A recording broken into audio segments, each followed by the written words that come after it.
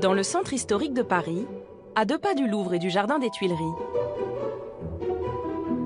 presque invisible de la rue, un passage secret entre les immeubles. La Galerie Vivienne.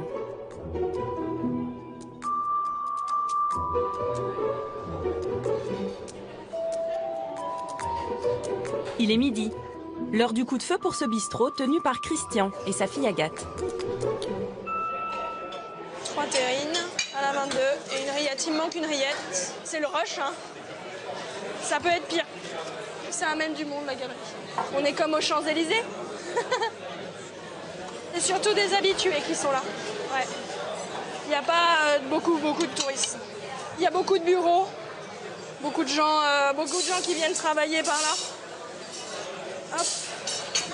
C'est toi qui encaisse? Oui, c'est moi qui encaisse. Et voilà. Merci beaucoup. La galerie, ça fait partie de moi. Ce bistrot, je l'ai connu depuis que je suis petite. On fêtait Noël avec ma grand-mère ici.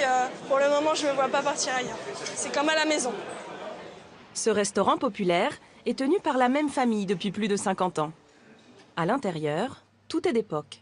Du Sky, du Formica, rien n'a changé depuis les années 60, quand la mère de Christian était aux manettes. Voilà ma mère, qui est au comptoir. C'est l'empreinte familiale, c'est la mémoire. Il y a eu mes parents avec mon aide. Et maintenant, il y a ma fille Agathe qui est dans les starting blocks pour reprendre. 3 générations, c'est une belle performance. C'est assez rare. Christian avait 10 ans quand ses parents ont racheté cette affaire dans le passage. Je m'en lasse pas depuis que je suis gosse. C'était un peu mon terrain de jeu, quoi. Je me souviens, je faisais du patin à roulettes dans la galerie. C'était incomparable au niveau de la glisse par rapport au trottoir, par exemple. Bon, c'était interdit. J'avais la gardienne qui me guettait. Mais enfin bon, elle n'était pas si méchante. À l'époque, je ne regardais pas vraiment le décor. Vous savez, les gosses... Bon, c'est vrai que maintenant, je lève un peu la tête. C'est vrai que cette galerie, elle est belle. Je me sens privilégié d'être là, quoi. La Galerie Vivienne est l'un des 17 passages couverts qui subsistent dans la capitale.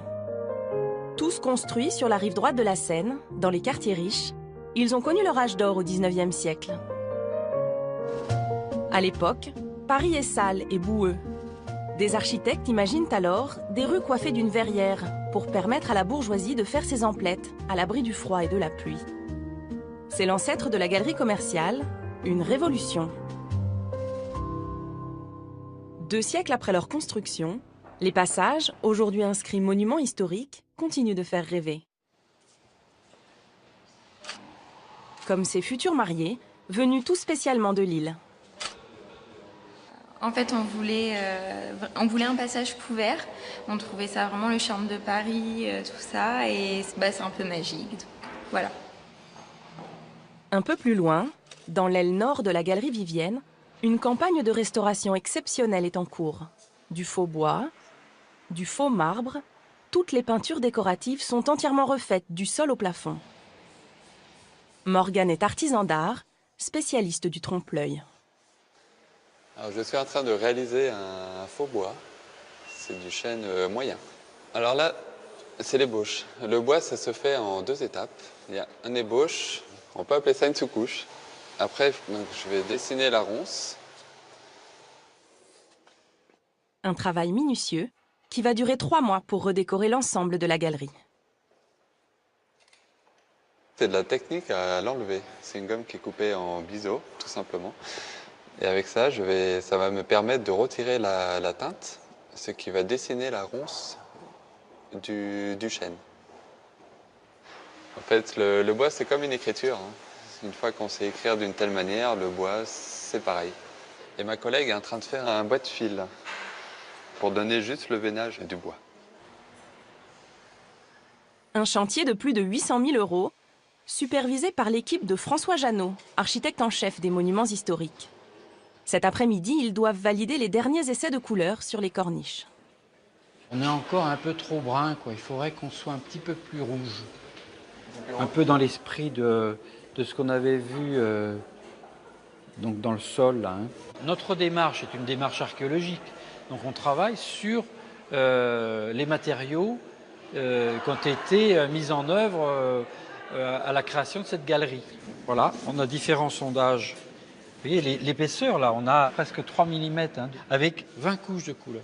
20 couches. Donc effectivement, il y a un choix à faire. On a pris le parti de revenir aux teintes d'origine. Voilà. Donc la teinte d'origine, c'est celle qui est la première, hein, celle qui va être la plus profonde. Donc pour la corniche, c'est brun-rouge. On a cette teinte qu'il faut qu'on arrive à trouver. Puis le reste, les pilastres, c'est ce faux marbre un peu orangé, enfin couleur pierre, quoi, hein, qui a été révélé par les sondages.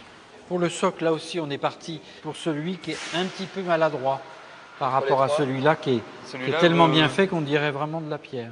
C'est curieux à dire, mais les galeries commerçantes, il y avait quand même une rapidité dans l'exécution. Hein. Donc on a une certaine maladresse dans l'exécution. Et on voudrait retrouver dans ce qu'on fait aujourd'hui la maladresse qu'il y avait à l'origine. C'est l'esprit de ces galeries, donc voilà, c'est du clinquant en quelque sorte. Hein. Une architecture conçue à l'époque comme un écrin pour les boutiques. Aujourd'hui encore, une trentaine de magasins profitent de ce décor. Mais pas seulement. Certains ont le privilège d'habiter dans la galerie comme Sandrine, créatrice de mode.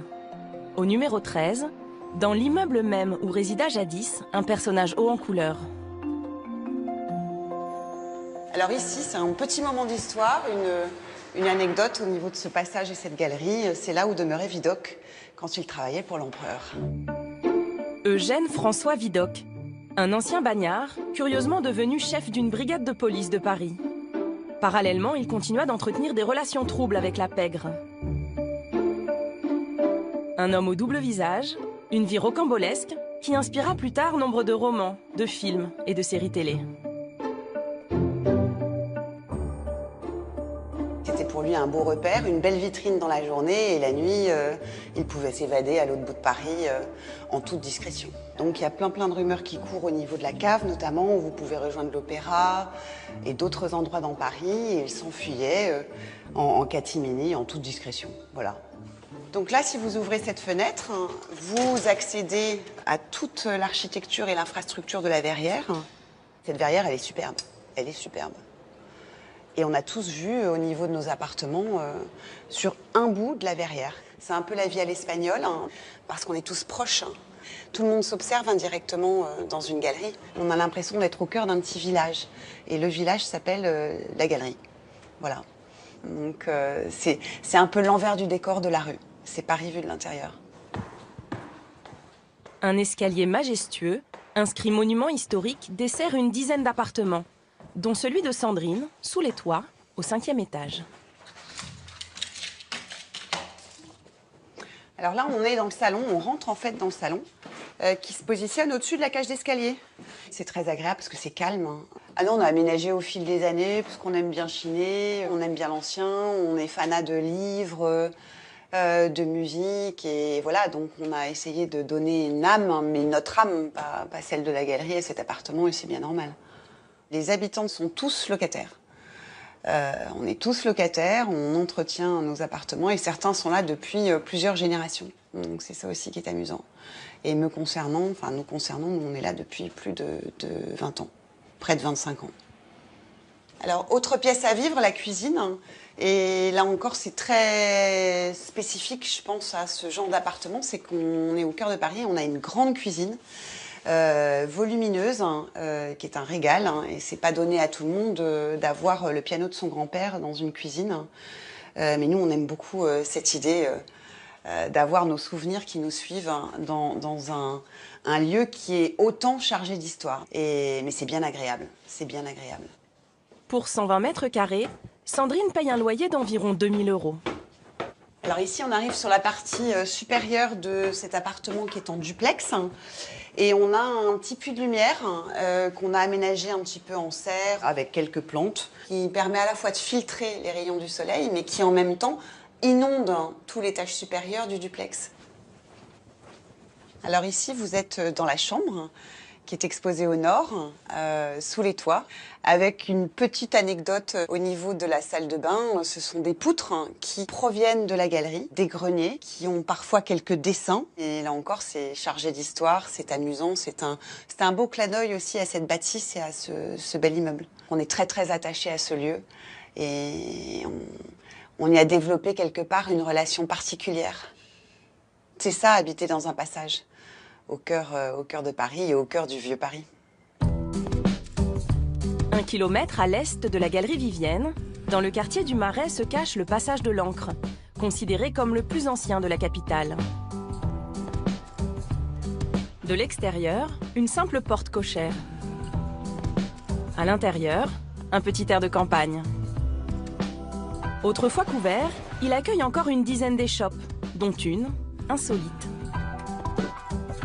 Celle de Thierry Millet, le dernier réparateur de parapluies en France.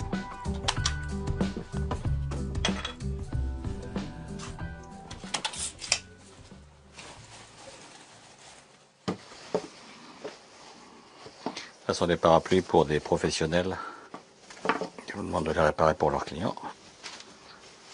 Voilà, ça c'est un beau parapluie. Regardez comme c'est beau ça. C'est très joli petit singe. C'est un souvenir. Le prix ne compte pas. C'est de trouver une solution. Il y a plein de choses à refaire, donc on va le démonter puis on va remettre ça d'aplomb. Dans le concept du parapluie, si on les fait réparer, c'est que d'une part, ça coûte moins cher que d'en racheter un neuf, donc sauf cas un peu exceptionnel. La seconde raison, c'est j'y tiens, c'est celui-là. Hein. La troisième raison, c'est un parapluie que vous avez acheté qui n'est pas de bonne qualité que vous jetez, c'est pas recyclé un parapluie, on fait un trou dans la terre, on le met dedans. Chaque année en France, on fait un trou et on met 15 millions de parapluies. C'est pas intéressant comme concept, donc autant de réparer. Par contre, il faut trouver les pièces. Ça, c'est plus dur.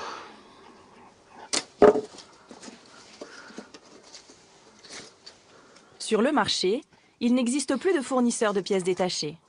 Alors Thierry les récupère sur des parapluies trop abîmés pour être réparés. Depuis qu'il a repris la boutique il y a 14 ans, il s'est constitué une petite mine d'or. Je pense que ça devrait être bon. J'étais cadre dirigeant, puis je me suis retrouvé en recherche d'emploi, que je ne retrouvais rien. Trop beau, trop grand, trop petit, toujours un problème. Et un jour, une amie m'a dit, écoute Thierry, j'ai vu une affaire à reprendre, va voir, je t'ai vu dedans. Quand j'ai vu ça, je me suis dit, il y a quelque chose à faire. Enfin, on sentait les prémices de cette évolution sur le besoin d'arrêter de jeter. Enfin, c'est très, je vais dire tendance, mais c'est le bon sens. Une affaire qui marche. Thierry remet à neuf 8 à 10 000 pièces par an. Voilà, ce parapluie est réparé. Magnifique, tout va bien. Mais parfois, les dégâts sont tels qu'il faut improviser. Là, j'ai un très beau parapluie. Et vous voyez, cette pièce-là est complètement fendue. Il faut vraiment que je refasse une pièce comme ça, au plus proche. Et j'allais voir mon petit camarade qui est ébéniste, qui a un tour à bois.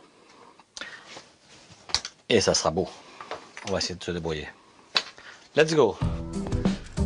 Pour cette réparation spéciale, Thierry rejoint un artisan ébéniste qui travaille à 2 pas du passage de l'Ancre, dans le quartier des Halles, et qui lui aussi a pignon dans un passage.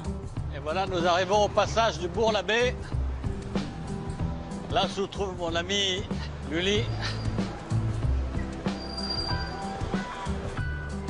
Une galerie restée dans son jus, qui abrite l'une des dernières menuiseries d'art de Paris. À sa tête, Yvan Lully. Comment vas-tu? Oui, Thierry. Là, mon grand. Ah bien, ouais. T'aurais pas un petit morceau de bois qu'on va tourner pour le faire? Oui, je t'en prie. Ah, ici, c'est une caverne d'Ali Baba, où il y a des bois de fou, on ne sait pas. Puis en plein Paris, vous êtes dans un petit atelier qui est magique, là. C'est une petite lumière, une petite verrière, et puis le lit, c'est un vrai pro quand même. Là, tu peux en faire 2. Un tout petit, oui, je voudrais un petit morceau. Tous deux entretiennent un certain esprit de compagnonnage.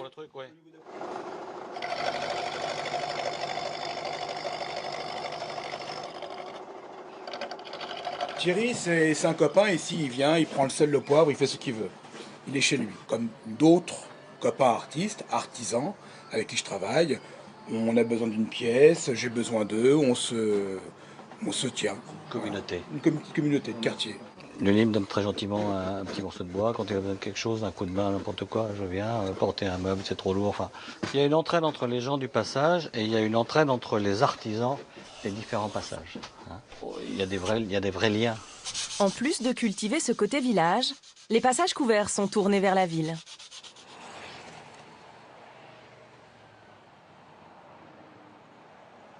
Le jour se lève à peine, dans le quartier de l'Opéra et sur les grands boulevards. Il est 7 heures, l'heure à laquelle les gardiens rouvrent les galeries. Les passages couverts sont des voies privées, fermées la nuit. Les passants sont autorisés à circuler uniquement la journée. Ici, sous la verrière du passage Jouffroy, une institution fait l'attraction depuis 1882, le musée Grévin. Dans les coulisses, avant l'ouverture au public, un étrange ballet autour des 200 personnages de cire. Des petites mains s'activent pour mettre en beauté les célébrités, comme Barbara qui est coiffeuse. Je coiffe Laetitia Casta. Je rafraîchis un petit peu son chignon. C'est un chignon un peu coiffé, décoiffé, dans l'esprit que veut la star.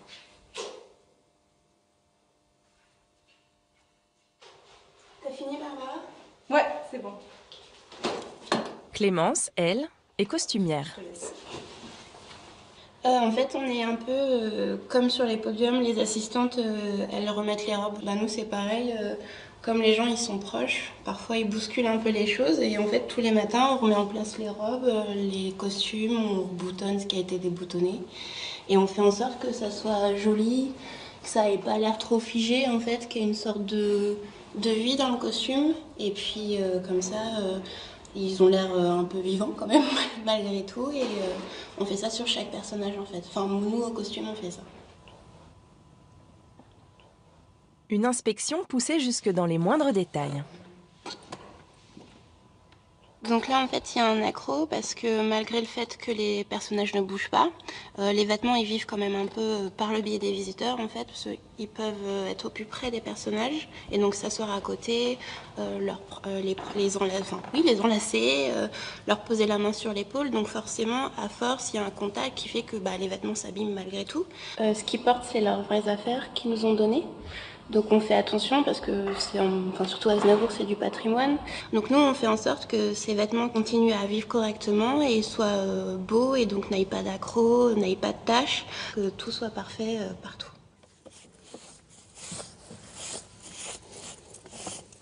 Comme ils bougent pas, ils prennent un peu la poussière. Donc on les dépoussière un peu. Oui, c'est fini.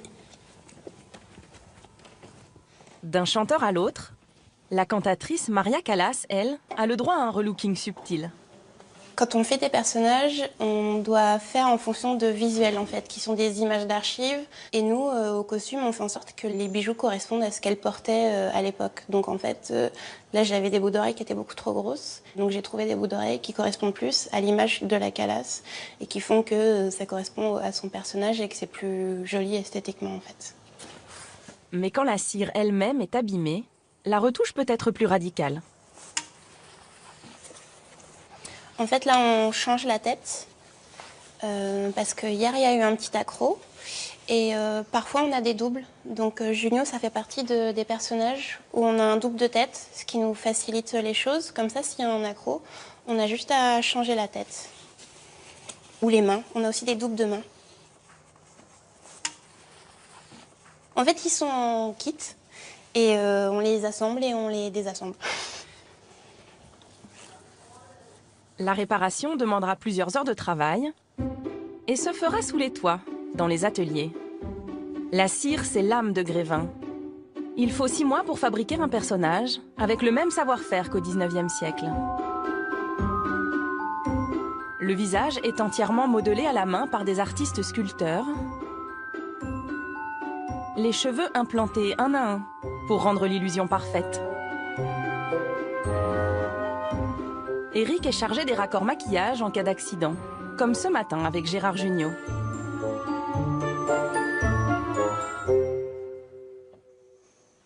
Et donc je vais faire la retouche.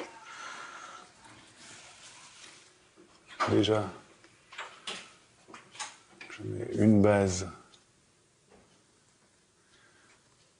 que je veux faire pénétrer dans la cire.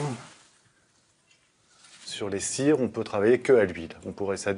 Une autre peinture ne tiendrait pas, ça ferait pas un beau résultat pour avoir la transparence et la luminosité qu'on peut atteindre avec l'huile. Voilà. Et là, je fais juste un petit grain de peau sur son crâne. Et donc voilà, je pulvérise, je tapote juste un petit peu pour jeter des petites touches de peinture et avoir la matière.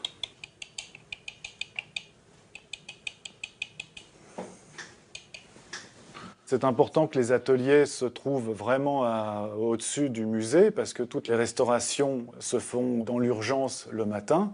Donc si en plus il fallait faire du transport, protéger, les emmener, les restaurer, c'est impossible.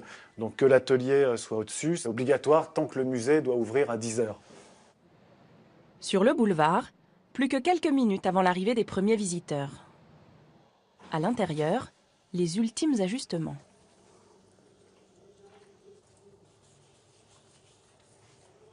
Chaque année, les personnalités de Grévin attirent 700 000 curieux. En fait, les visiteurs, quand ils ont fini le parcours, ils sortent directement dans le passage Geoffroy. Donc ils sont souvent étonnés d'arriver dans ce passage avec cette architecture particulière. Donc comme ça, il y a une espèce de transition qui n'est pas directe, ils ne reviennent pas à la réalité tout de suite. On reste dans un côté un peu parisien typique qui fait que les visiteurs, en fait, ils continuent la visite même en étant dehors. Un peu plus loin, dans le passage Jouffroy, au milieu des touristes, un photographe amoureux de la capitale. Gilles Targa prépare un livre sur les lieux cachés de Paris qui fera la part belle au passage. C'est jamais pareil. D'une minute sur l'autre, c'est jamais pareil. Graphiquement, c'est passionnant et c'est quand même quelque chose qui épate le monde entier. Ces passages couverts, c'est assez unique. Ce sont des lieux qui sont intemporels. Et on est dans un ressenti parisien qui est proche de ce qu'on peut lire dans Balzac ou dans Zola, qui renvoie à l'histoire de Paris, l'histoire de la littérature, l'histoire en général. C'est l'âme de Paris. Ce matin, il cherche des points de vue étonnants. Il a eu l'envie de découvrir le seul hôtel construit au cœur d'une galerie. L'hôtel Chopin, tenu par Marie-Lise. Bonjour madame. Bonjour monsieur. L'hôtel donc est ouvert depuis 170 ans. C'est l'un des plus vieux hôtels de Paris, puisqu'il date de 1846, avant le développement des voies de chemin de fer. Il n'y a pas de serrure à la porte de l'hôtel. Il est ouvert 24 heures sur 24, 7 jours sur 7, depuis 1846. Il y a la chambre 310. D'accord. Ok, super, 310. Bon ben, je vous emmène. On y va. Donc je vais vous montrer une chambre qui donne sur les toits, qui est juste au-dessus de la verrière. Hop, allez-y. Entrée. 2 étoiles. Il y en a plus beaucoup des 2 étoiles hôtels un petit peu de charme, à 2 pas de l'opéra, qui ont du cachet et une histoire. Alors voilà la vue sur les toits. Hop.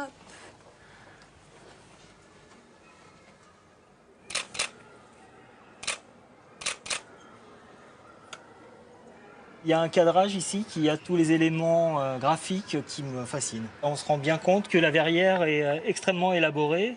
On perçoit les ventilations, la structure dont on n'a pas idée en bas. C'est un long serpent qui est très étonnant. On pourrait, en passant rapidement, avoir la sensation que c'est du zinc et on a la transparence qui est apportée en dessous, on ne l'aperçoit pas au-dessus. Il y a la patine qui la rend encore plus extraordinaire. On pourrait faire aujourd'hui probablement des panneaux de verre plus grands, plus vastes, plus lumineux. Mais je pense que cette verrière du passage Jouffroy est vraiment un beau témoignage de l'histoire qui avance, mais qui a su garder son âme. Photographier une verrière, c'est profiter de moments de lumière qui sont extrêmement fugaces, extrêmement changeants. J'ai parcouru des dizaines de fois, des centaines de fois ces passages qui jamais n'ont la même luminosité. C'est assez magique, c'est ça, c'est que c'est vraiment des moments uniques. Pour la suite de la séance photo, un endroit encore plus secret, dans les profondeurs de l'hôtel.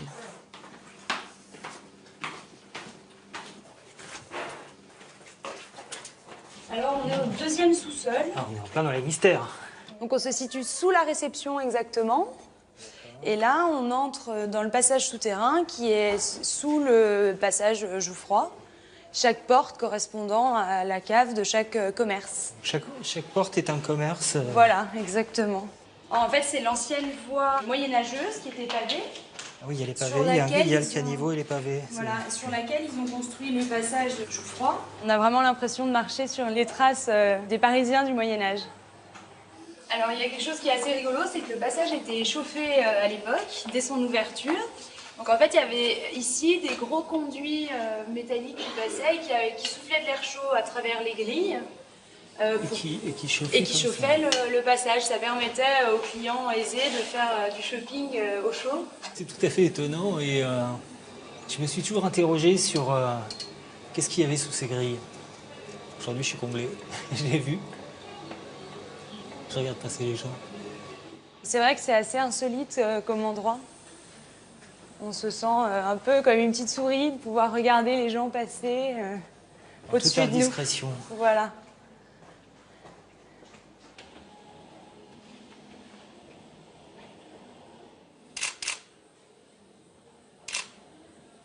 On voit bien la verrière au travers.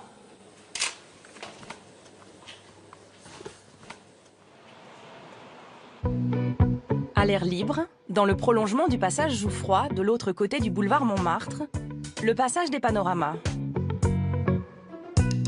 Historiquement le temple des philatélistes et des amateurs de cartes postales anciennes, la galerie a vu s'installer ces 10 dernières années de nouveaux voisins.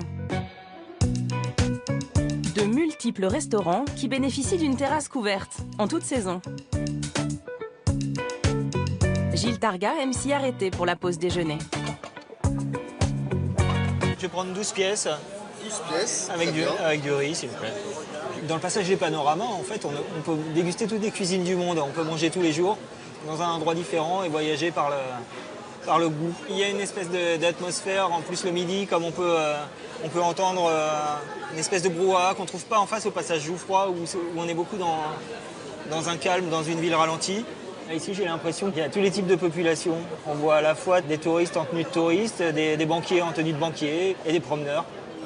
Tenez, monsieur, merci. Vos 12 gyoza. Parfait. Donc les gyoza, ce sont des raviolis traditionnels japonais, fourrés au porc et aux légumes. Nous, ce sont des chefs japonaises qui les réalisent. Donc elles ont vraiment la recette traditionnelle. Tout est frais, tout est préparé le matin même. Et on les fait griller à la minute sur les plaques. Bon appétit, monsieur. Merci, monsieur.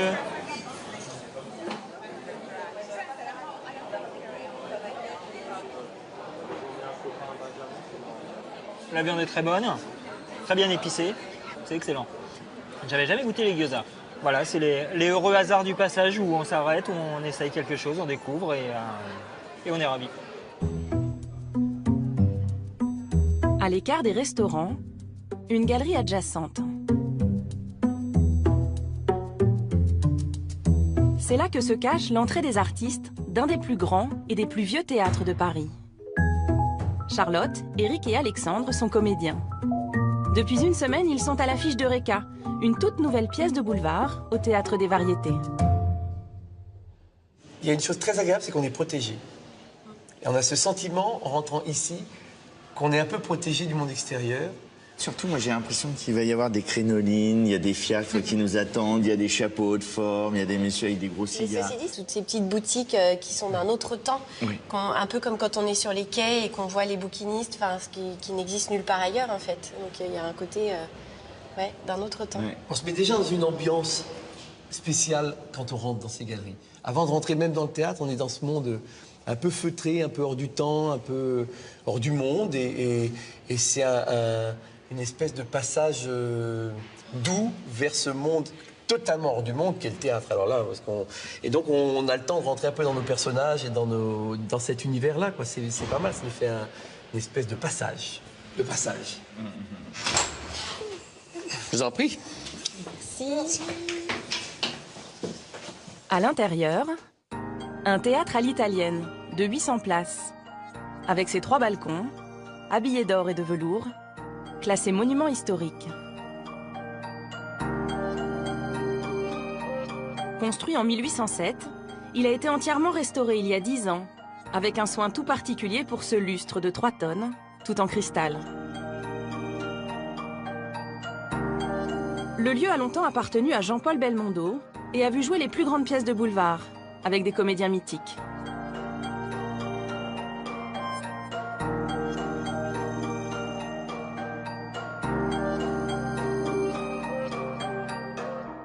Je suis dans la loge d'Arletty. Mais elle n'est pas dedans.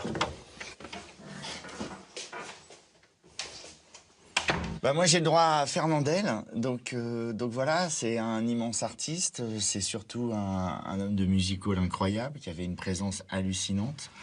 Et puis effectivement, quand on voit son nom, Pelle Fernandel, ça fait quelque chose, quoi. C'est un peu la première fois que ça m'arrive, j'espère que ce sera pas la dernière.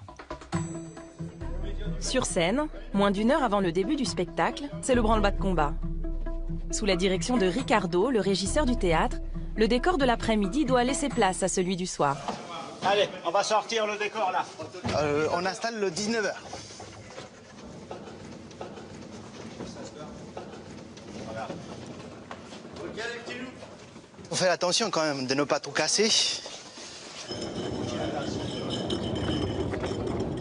On a en gros 40-45 minutes pour tout changer. Tout est marqué, chaque chose à sa place. Et tout est marqué par terre, il y a des repères. Parce que la lumière, elle a été réglée par rapport à ça. Alors on met tout en place à chaque fois qu'on fait la mise, quoi. Hop là. Ici, c'est un théâtre où on a beaucoup de spectacles en même temps. On a 19h à 21h. Alors il faut toujours changer le décor en permanence, quoi. Et voilà. Ok. Les comédiens eux-mêmes ajustent les derniers détails. Je change la casquette, voilà. C'est-à-dire qu'en fait, quand tu prends ça par précipitation, à chaque fois la casquette tombe. Donc là, je la mets là. Hop. Et regardez, c'est sublime. C'est entre la Scala de Milan et le bistrot romain. C'est très marrant quand les amis, la famille viennent vous voir. La première chose qu'ils disent oh, il est beau ce théâtre. Alors ils disent la pièce est super, c'est top, vous êtes géniaux, etc. Ça on n'écoute pas. Non, c'est juste merveilleux, quoi. Pour moi c'est le plus beau théâtre de Paris. Voilà. Alors je le dis aussi par chauvinisme, mais parce que j'y travaille. Il est 19h. Ultimes instants avant l'entrée en scène.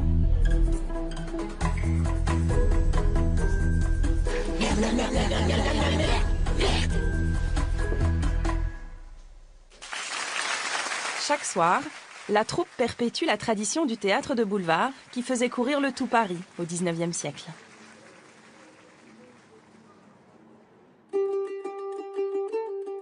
En descendant les grands boulevards vers la place de la République, 2 passages très différents, Brady et Prado.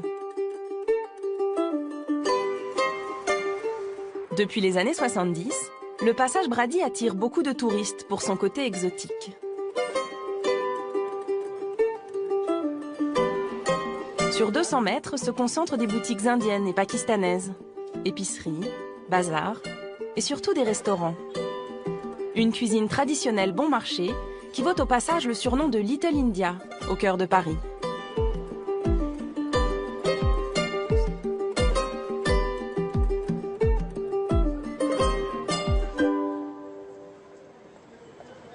Deux rues plus loin, le passage du Prado est beaucoup moins connu.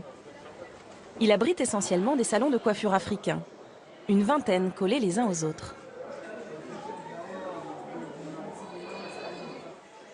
Les clients viennent de toute l'Île-de-France, notamment les femmes, pour se faire poser des extensions, selon un savoir-faire unique que maîtrise Evelyne. Là, je fais des nattes pour poser un tissage. Un rajout, comme on dit en général. C'est pour avoir des longs cheveux.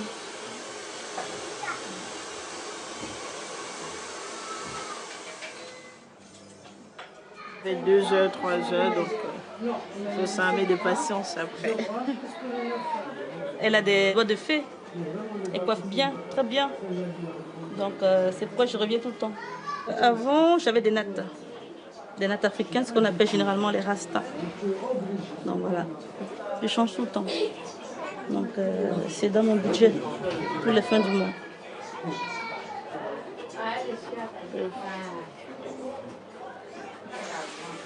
Ce sont des rajouts, des cheveux indiens. Les cheveux indiens. Là, je fixe avec du fil et de l'aiguille.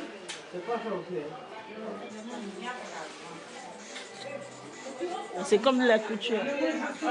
Il faut que ce soit serré fort par rapport au brushing, au shampoing, que ça ne tombe pas au fait. Ça fait pas mal, hein, du tout. C'est juste question de changer de coupe. Et puis, avec l'arrivée de la fraîcheur, l'automne, hein, il fait un petit peu plus frais. Donc, du coup, avec des cheveux un petit peu plus longs, ça nous réchauffe. Et ça protège aussi nos vrais cheveux. La durée sur la tête, on peut le garder un mois. Hein, parce qu'après, ça se détend en dessous. Il faut le refaire, les cheveux repoussent en dessous.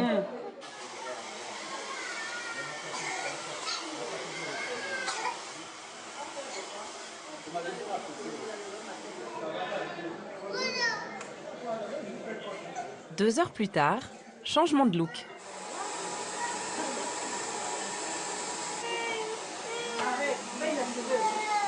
Il faut compter une centaine d'euros pour les mèches de vrais cheveux et 30 euros pour la coiffeuse. Un peu plus au sud, dans le 3e arrondissement, le quartier du Sentier dédié à la confection textile. Ici, c'est l'Égypte qui s'invite à Paris.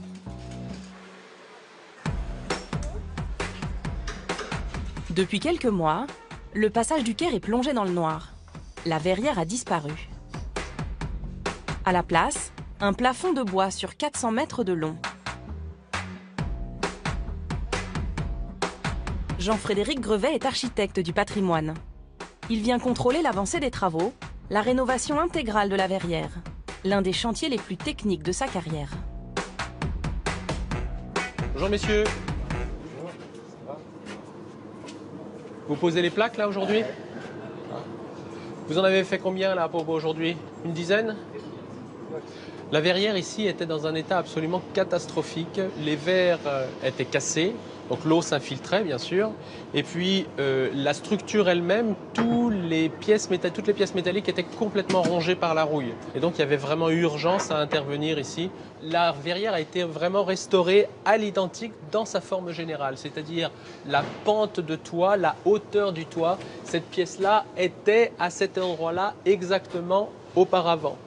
Par contre, la manière dont on a assemblé les pièces entre elles, là, c'est un petit peu différent. La grosse poutre qu'on appelle une sablière en termes de charpente, eh bien, traditionnellement, elle repose sur le mur. Sauf qu'ici, les murs, ils sont construits en maçonnerie. Dedans, il y a des pièces de bois et avec le temps, ça s'est vraiment déformé.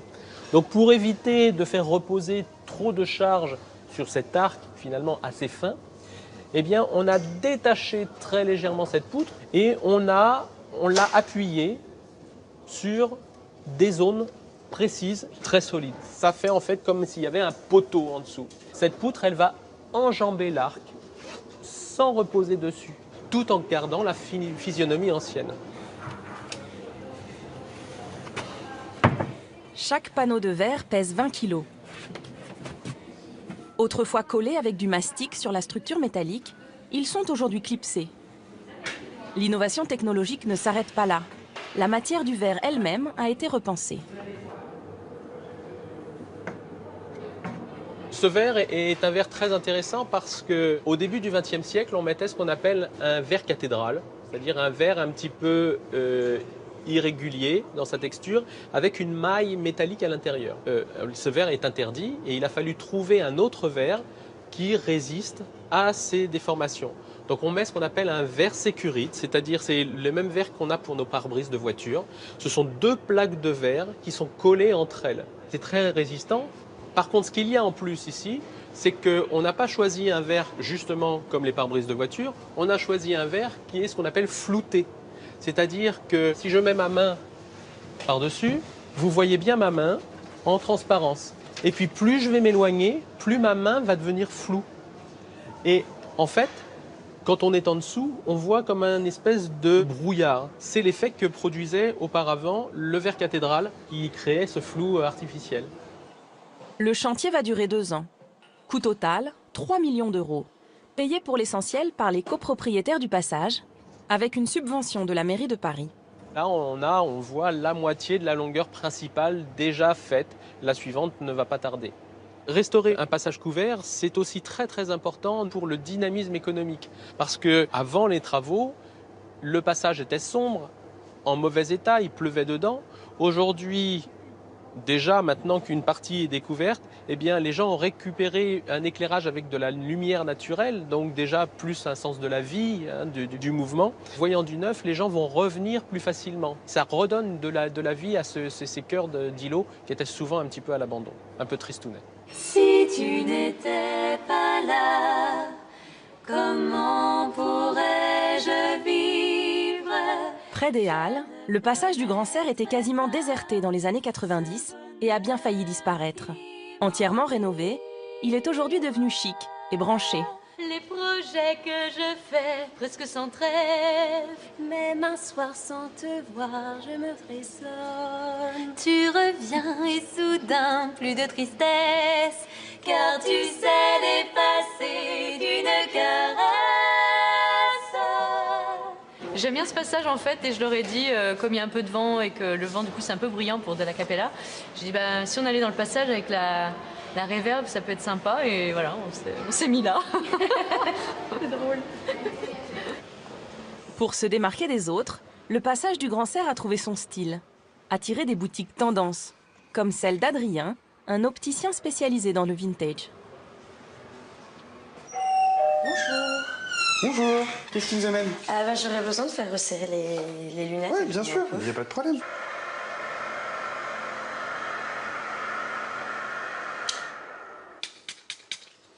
Dernier détail.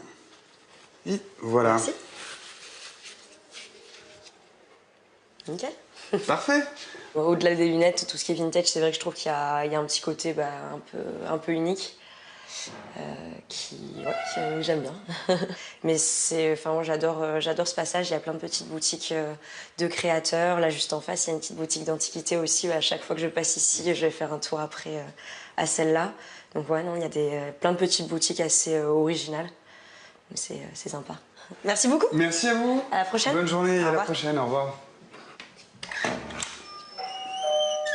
En général, ce qui plaît le plus, c'est justement le concept, que ça soit complètement original, que ça change en fait énormément. Le truc, c'est qu'on va peut-être avoir moins de montures d'un point de vue numérique ici, mais d'un point de vue choix, ça va être beaucoup plus important en fait qu'un magasin classique, parce qu'on retrace un siècle de lunettes. Et donc au final, on va avoir beaucoup plus de choix à ce niveau-là, en termes d'originalité. Donc là, par exemple, on a le début du siècle juste ici, où là, on va retrouver en fait, des modèles donc, type lunettes fil de fer, que portaient autant Robespierre que Gandhi, que le capitaine Dreyfus, par exemple. Donc des montures très souples, avec des branches crochets, notamment. Chose qui n'existe plus du tout aujourd'hui, en fait. Par exemple, si on continue un petit peu dans le côté historique, on va pouvoir trouver aussi quelques pince-nez. L'exact même modèle que le président des États-Unis, Theodore Roosevelt. Donc, ça se portait comme ceci. Oui, oncle Picsou, quoi. Oncle Picsou, c'est exactement pareil. Ce qui est assez sympa, c'est que d'un tiroir à l'autre, en fait, on change complètement d'époque.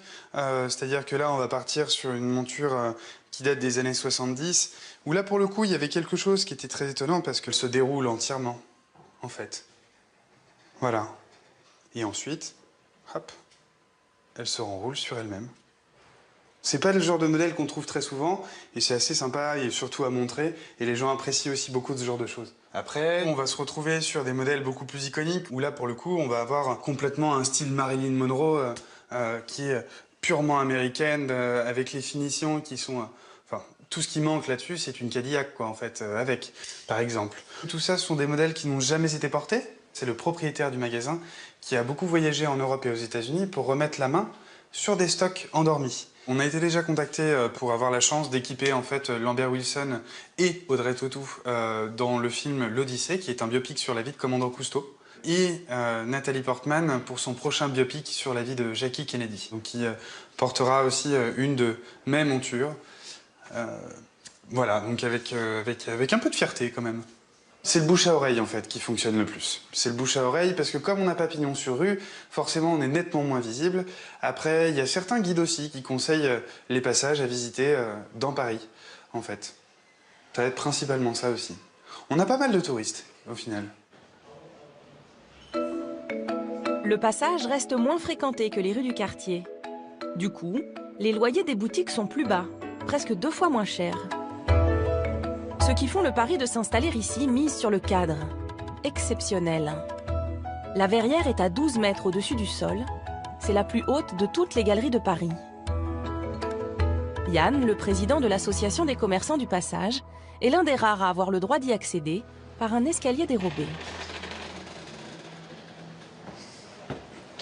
Alors, pour la petite anecdote, ici a été tournée une séquence du film Zazie dans le métro. Lors de la course-poursuite entre la petite fille et le monsieur, c'est ici que ça s'est passé. Voilà. Alors là, on est au niveau de la verrière, donc c'est vraiment le toit du passage. Et puis, là, il y a une petite surprise. On est vraiment sur le haut du passage avec une vue en contre-plongée et toute la structure métallique qui rappelle un peu la période Eiffel et Art déco du début du siècle. Ici, toutes les petites fenêtres, en fait, c'est les logements sociaux de la ville de Paris. Donc c'est une partie HLM. Voilà, donc j'habite dans un endroit magnifique.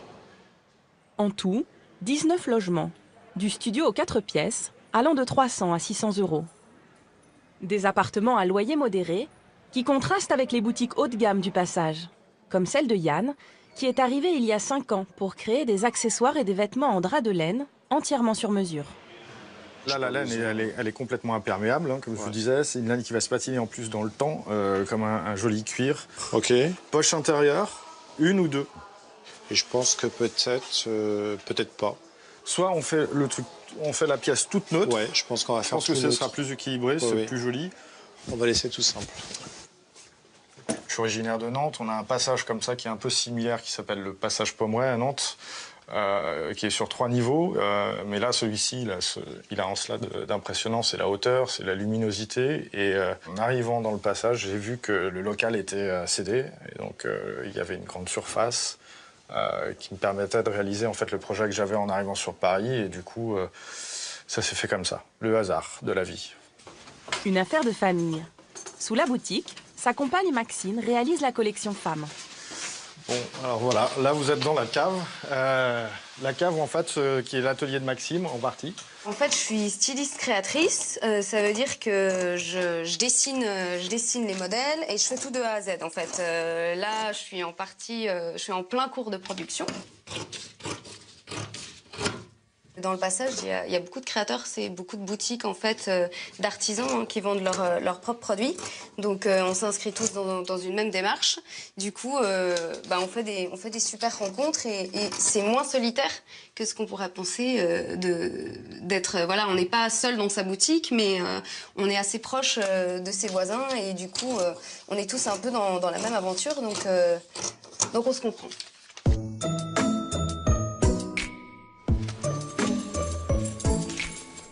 Il est 20h. Le va-et-vient des clients se termine. Ne reste que les commerçants. Après avoir fermé boutique, ils retrouvent le passage rien que pour eux.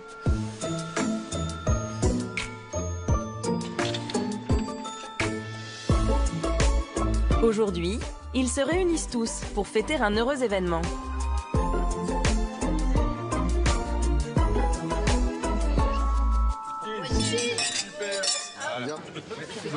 La naissance d'Eliott, la fille de Maxine et Yann, la dernière arrivée dans le passage. Comme une petite famille en fait. Une grande famille. Grande famille. Grande famille. Ça s'agrandit. C'est vrai que c'est un peu, du coup, c'est un peu la mascotte parce que elle est pas mal là, on travaille ici, donc on s'organise quand même autour du lieu avec la petite, donc tout le monde la connaît bien. C'est toujours sympathique de se retrouver. Hein, mademoiselle? C'est comme un village, c'est plus sympa qu'un village, mais c'est la maison. À l'écart du bruit de la capitale, des parenthèses hors du temps, insolites et poétiques. Vieux de 200 ans, les passages couverts ont gardé leur charme d'antan et continuent d'écrire leur histoire.